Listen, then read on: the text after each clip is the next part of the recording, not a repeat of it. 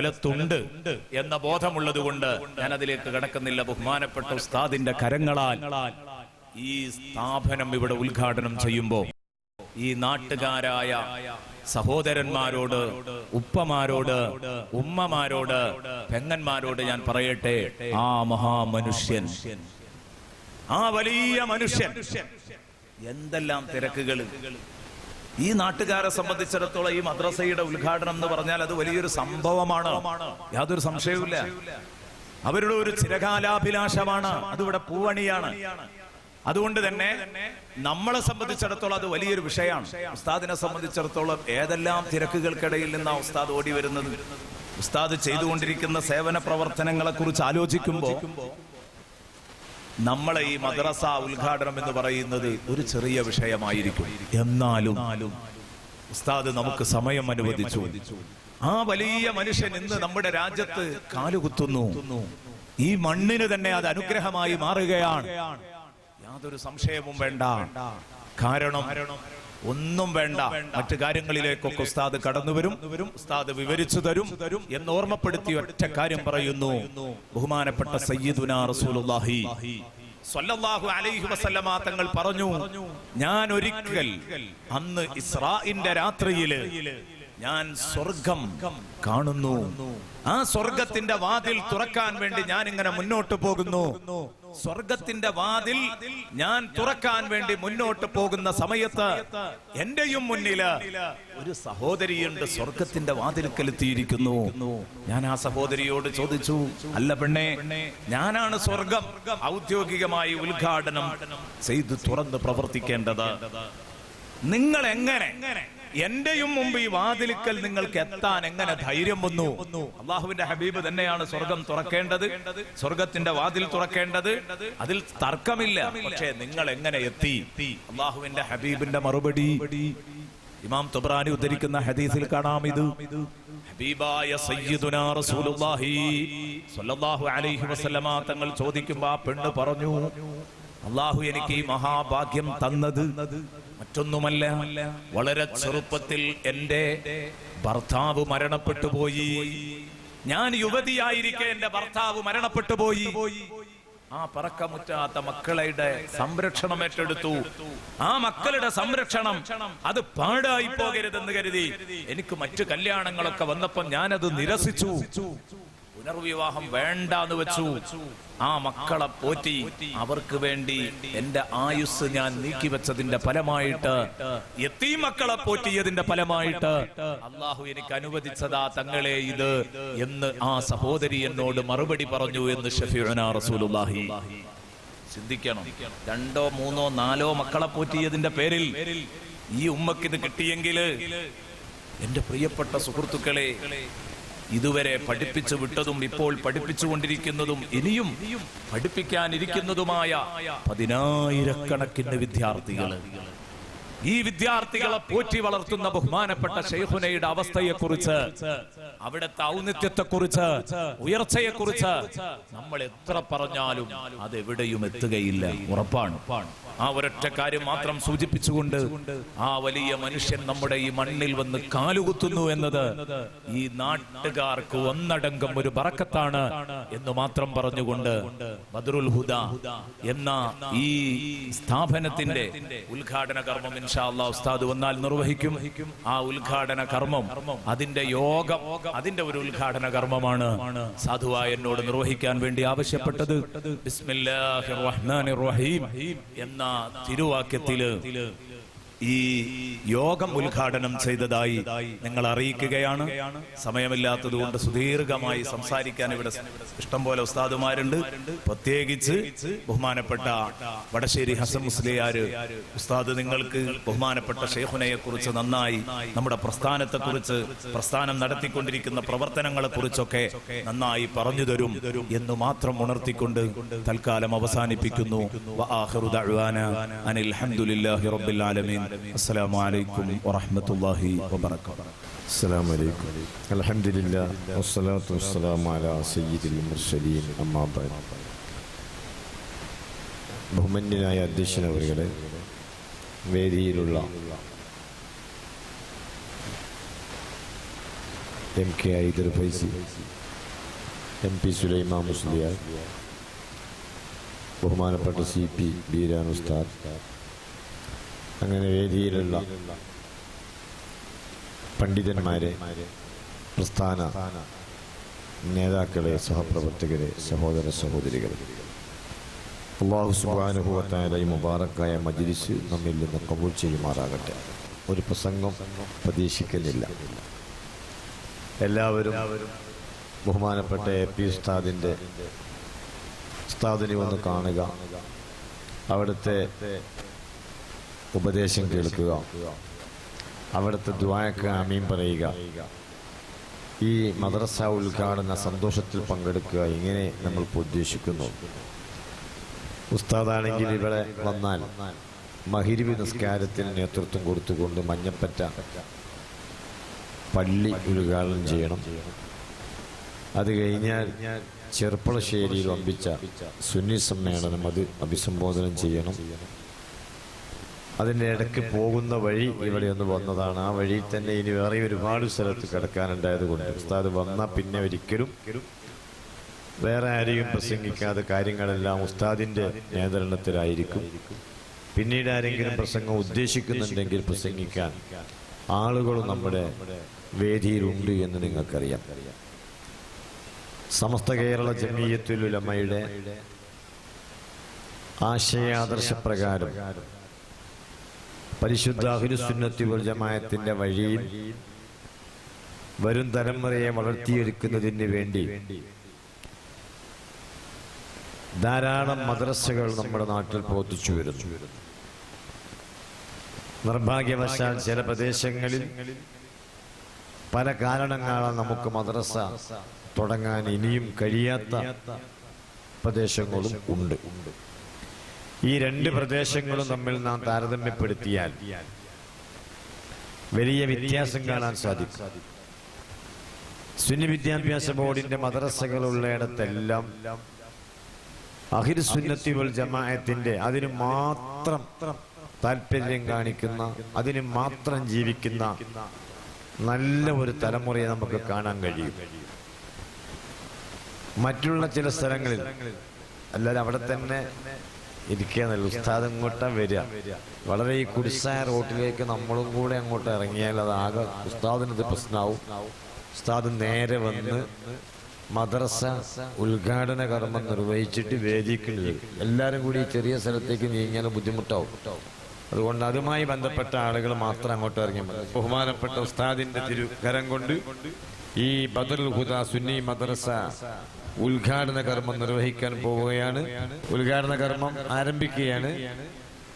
അല്ലാഹു അക്ബർ, അല്ലാഹു അക്ബർ, അല്ലാഹു അക്ബർ, ലാ ഇലാഹ ഇല്ലല്ലാഹു അല്ലാഹു അക്ബർ, അല്ലാഹു അക്ബർ വലില്ലാഹിൽ ഹംദ്. طلع البدر علينا من ثنيات الوداع وجب الشكر علينا ما دعا لله داع أيها المبعوث فينا جئت بالأمر المطاع جئت شرفت المدينة مرحبا يا خير داع.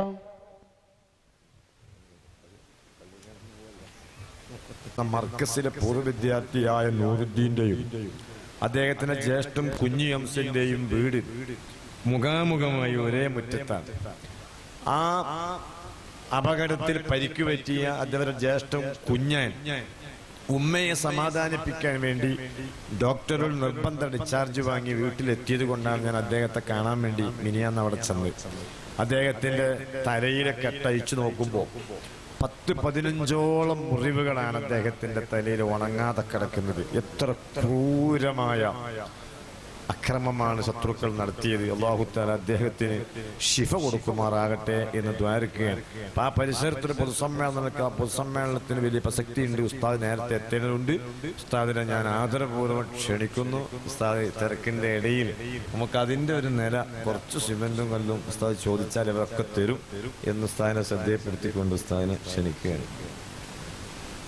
അൽഹംദുലില്ലാഹി റബ്ബിൽ ആലമീൻ والصلاة والسلام على سيدنا محمد وآله وأصحابه أجمعين أما بعد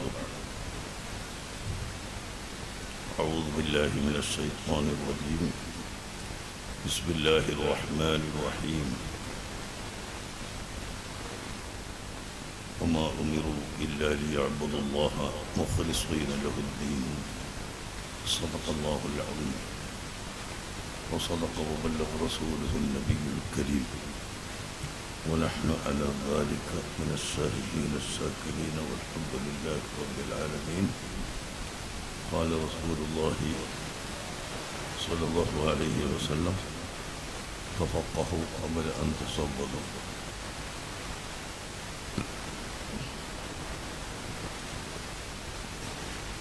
പ്രിയപ്പെട്ട സഹോദരന്മാരെ, സുഹൃത്തുക്കളെ, മഗ്‌രിബ് ഇപ്പോൾ നേരത്തെ ആകുന്ന 6 മണിൻ്റെ മുമ്പ് തന്നെ മഗ്‌രിബാകും. ഇനി മഞ്ചേരിയിൽ നിന്നും 10-15 കിലോമീറ്റർ ഉള്ളിൽ ആണ് ആ മഗ്‌രിബോട് കൂടിയുള്ള പള്ളി ഉദ്ഘാടനം. അതുകൊണ്ട് നീട്ടി സംസാരിക്കാൻ സമയമില്ല.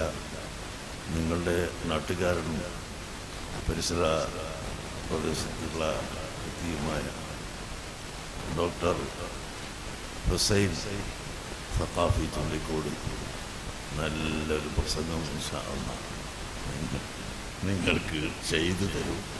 ഞാനങ്ങ് പോകുമ്പോൾ നല്ല കൂടി അങ്ങോട്ടും ഇങ്ങോട്ടും ഓടാണ്ട് നിന്നാൽ നല്ല പ്രസംഗം ചെയ്തു തരും. ഒരൊറ്റ കാര്യം നിങ്ങളോട് പറയാനുള്ളത്, നമ്മൾ മദ്രസ ഉണ്ടാക്കുകയും അതുപോലെ പള്ളി ഉണ്ടാക്കുകയും ദീനി പ്രവർത്തനങ്ങൾ നടത്തുകയും ചെയ്യുന്നു. അതിൽ വളരെ ആവേശവും കാണിക്കുന്നു. ഈ പ്രിയപ്പെട്ട സഹോദരന്മാരുടെ ഈ നാട്ടിലുള്ള സാധാരണക്കാരായ ജനങ്ങളുടെ ആവേശം ഒന്ന് മാത്രം കൊണ്ടാണ് ഞാൻ ഈ പരിപാടി തന്നെ ഏറ്റിട്ടുള്ളത്.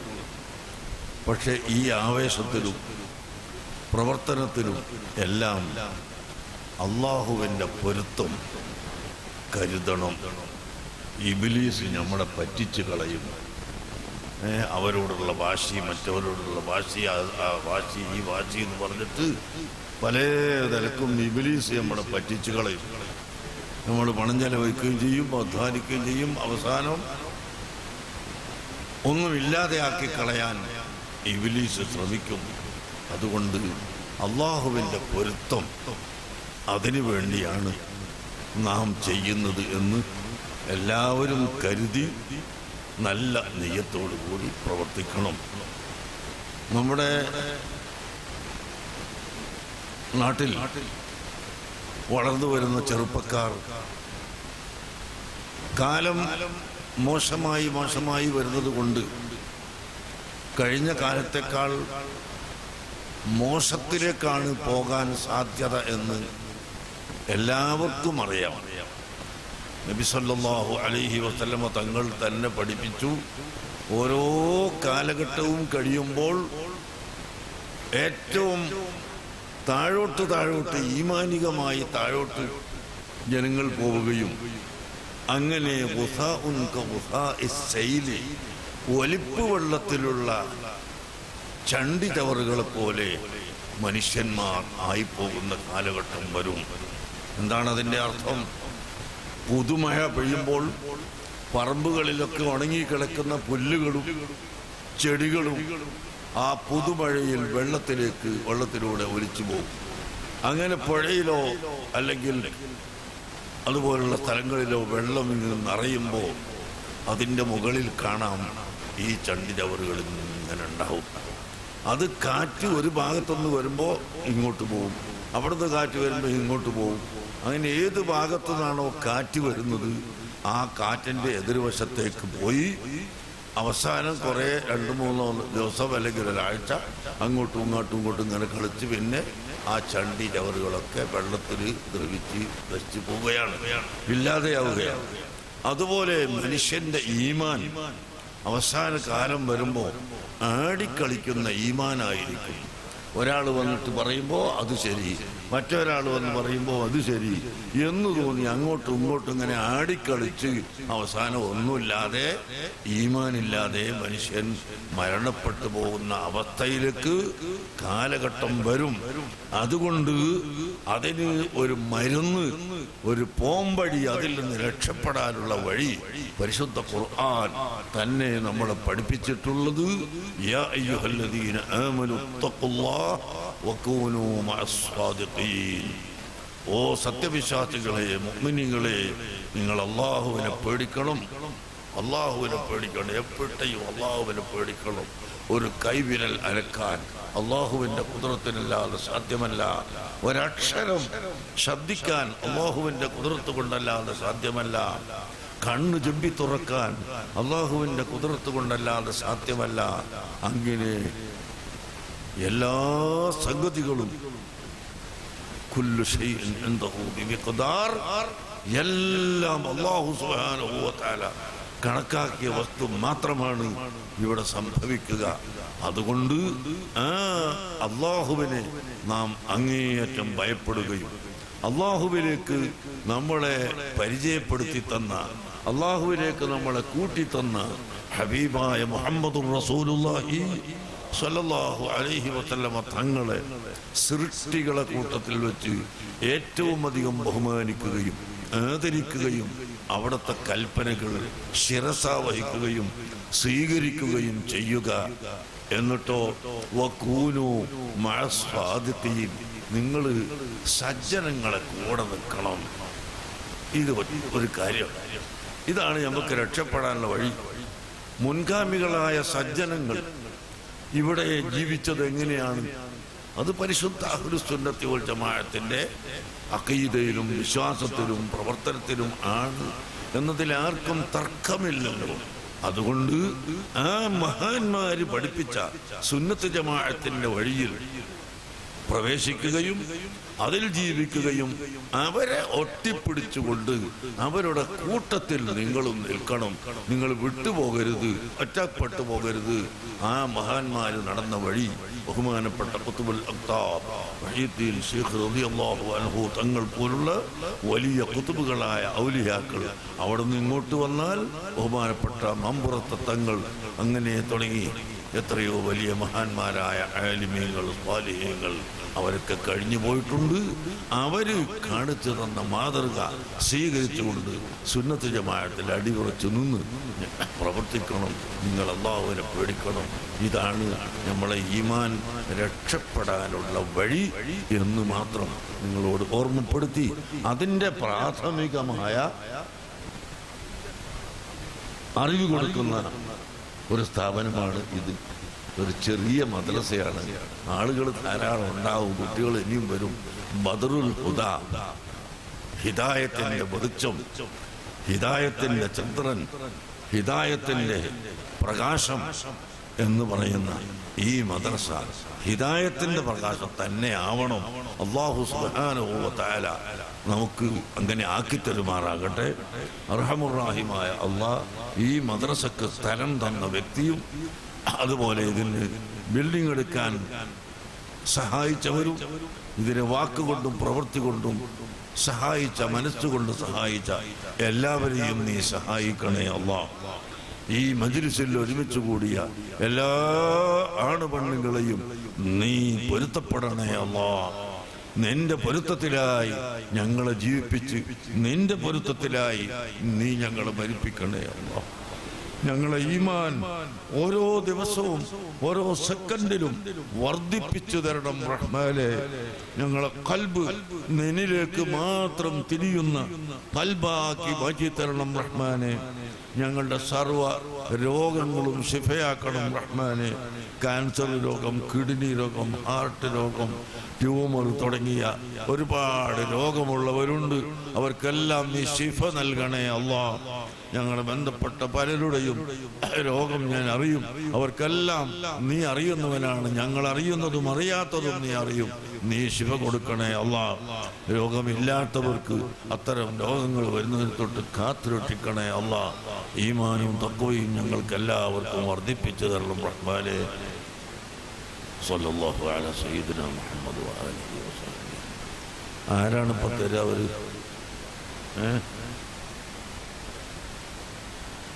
ഒരു വില്ലറിന് 13,000 പറഞ്ഞ അത് പാവില്ല.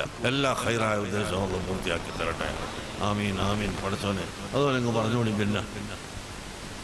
പിന്നെ അയാൾ 1,00,000 പറഞ്ഞുകൊണ്ട് എല്ലാവരും ഇനി പേടിക്കേണ്ട. അത്ര ഇല്ലെങ്കിൽ പറയാൻ സ്വീകരിക്കൂലെന്ന് വിചാരിക്കണ്ട. എല്ലാം സ്വീകരിക്കും. തൗഫീഖ് എല്ലാവരും നല്ല തൗഫീഖ് ഉണ്ടാവട്ടെ. അള്ളാഹുവിനെ ബർക്കത്ത് ചെയ്യട്ടെ. മോയിൻകുട്ടി ഒരു ഫില്ലർ. അള്ളാഹു ബർക്കത്ത് ചെയ്യട്ടെ. കുറ്റസനാജി ഉണ്ട് അവിടെ ഇങ്ങനെ ഇരിക്കുന്നു. കുറച്ചും കൂട്ടി ഇരിക്കും. മുന്നിൽ പോയി ആളുകൾ മറന്നു നിൽക്കല്ലേ. ശരിയായ കോൺഗ്രസിന്റെ തട്ടമൊക്കെ തോളിട്ടിട്ടല്ലേ ഇരിക്കുന്നുണ്ട്. 10 തരാൻ ഇപ്പം കഴിയൂല. പണ്ടത്തെ ഗൾഫിൻ്റെ അതൊക്കെ ഇപ്പം പോയി 5,000 റുപ്യ അൽഹംദുലില്ലാ. അത് വലിയ തന്നെ. ഇപ്പോൾ എല്ലാ ബുദ്ധിമുട്ടും ഒന്ന് തീർക്കട്ടെ. അള്ളാഹുവിനെ ബർക്കത്ത് ചെയ്യട്ടെ. ഉമ്മക്ക് എല്ലാവരും ചെറിയൊരു അസുഖമുണ്ട് ഇല്ലേ? അള്ളാഹുവിനെ സുഖാക്കട്ടെ. ഒരു പിള്ളേർ 10,000 റുപ്യ അള്ളാഹുവിനെ ബർക്കത്ത് ചെയ്യട്ടെ. അള്ളാഹുവിനെ ഹലാലായ ഉദ്ദേശങ്ങളൊക്കെ പൂർത്തിയാക്കട്ടെ. റഷീദ് ഒരു പിള്ളേർ അള്ളാഹുവിനെ ബർക്കത്ത് ചെയ്ത് കൊടുക്കട്ടെ. പിന്നെ കുറച്ച് സിമൻറ്റ് പറയും വേഗം. ഇനി പിള്ളേർ പിന്നെ ബഷീർ കൊട്ടക്കാട് ഒരു പിള്ളർ അള്ളാഹു കബൂൽ ചെയ്യട്ടെ. 7 എണ്ണായി 3 കൂടി വേണ്ടുമെന്ന് പറയുന്നു.